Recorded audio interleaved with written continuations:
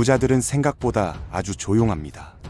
명품 로고를 드러내지도 않고 SNS에 차 키 사진을 올리지도 않으며 회식 자리에서 얼마 벌어요?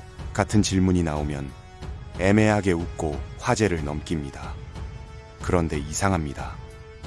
우리가 흔히 떠올리는 부자의 이미지와 달리 실제로 큰 자산을 가진 사람들은 대부분 눈에 띄지 않는 위치에 있습니다. 진짜 돈은 늘 조용한 곳에 있습니다. 오늘은 화려한 성공담이 아니라 한국에서 실제로 자산을 쌓은 사람들이 공통적으로 보이는 사고방식과 행동 패턴을 이야기해 보겠습니다. 끝까지 보면 부자인 척하는 사람과 진짜 부자를 구분할 수 있게 될 겁니다. 지금 시작합니다. 한국에서 부자인 척하는 사람들의 가장 큰 특징은 말이 많다는 점입니다.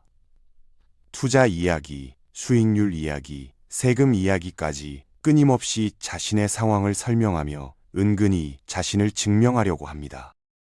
반대로 실제로 자산이 쌓인 사람들은 돈 이야기를 거의 하지 않습니다. 이미 결과가 나와 있기 때문에 굳이 설명할 필요도 설득할 이유도 없기 때문입니다. 특히 한국 사회에서는 돈 이야기가 관계를 어색하게 만들거나 불필요한 비교를 낳는 경우가 많다는 걸 잘 알고 있기 때문에 자산가일수록 의도적으로 더 조용해집니다. 이 조용함은 겸손이 아니라 전략입니다. 말하지 않는 것이 오히려 자신의 위치를 지키는 가장 안전한 방법이라는 걸 경험으로 알고 있기 때문입니다. 비싼 차나 명품 시계, 고급 가방은 누구나 한 번쯤 부의 상징처럼 떠올립니다. 하지만 진짜 부자에게 중요한 건 비싸 보이느냐가 아니라 쓸 이유가 있느냐입니다. 진짜 부자들은 소비를 할 때 항상 같은 질문을 던집니다. 이 소비가 내 시간을 줄여주는가? 내 스트레스를 낮춰주는가? 그리고 내 선택권을 늘려주는가입니다. 그래서 겉모습은 의외로 평범합니다. 오래된 차를 타고 로고 없는 옷을 입고 튀지 않는 집에 사는 경우도 많습니다. 과시는 그들에게 가장 비효율적인 소비이기 때문입니다. 한국에서는 차가 곧 신분처럼 여겨지지만 자산가들은 차를 단지 이동수단으로 봅니다. 정체성을 보여주는 수단으로 쓰는 순간 돈은 빠르게 새어 나간다는 걸 알고 있습니다. 부자들이 가장 비싸게 사는 것은 명품도 아니고 집도 아닙니다. 그들이 가장 중요하게 여기는 자원은 언제나 시간입니다. 돈은 다시 벌 수 있지만 시간은 절대 되돌릴 수 없기 때문입니다.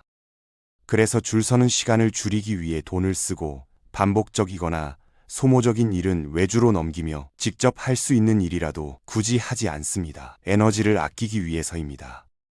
한국에서는 그 정도는 직접 해도 되잖아 라는 말을 자주 듣지만 자산이 쌓일수록 사람들의 기준은 달라집니다. 하루의 집중력을 어디에 쓰느냐가 인생을 바꾼다는 걸 알기 때문입니다. 많은 사람들이 부자는 돈을 막 쓰는 사람이라고 생각합니다. 하지만 실제로는 정반대입니다. 작은 소비일수록 훨씬 더 꼼꼼하고 집요하게 따집니다. 2만 원짜리 물건을 사기 위해 리뷰를 수십 개 읽고 배송비와 옵션을 비교하며 정말 가치가 있는지 끝까지 고민합니다. 이 과정 자체가 그들에게는 습관입니다. 하지만 반드시 필요하다고 판단되면 수천만 원, 억 단위의 결정도 빠르게 내립니다. 감정이 아니라 기준으로 판단하기 때문에 망설임이 길어지지 않습니다. 그들은 필요한 지출과 불필요한 지출을 명확하게 구분합니다. 이 기준이 없는 소비는 결국 부를 갉아먹는다는 걸 너무 잘 알고 있습니다. 한국에서 집은 단순한 거주 공간이 아니라 자산이자 체면으로 여겨집니다.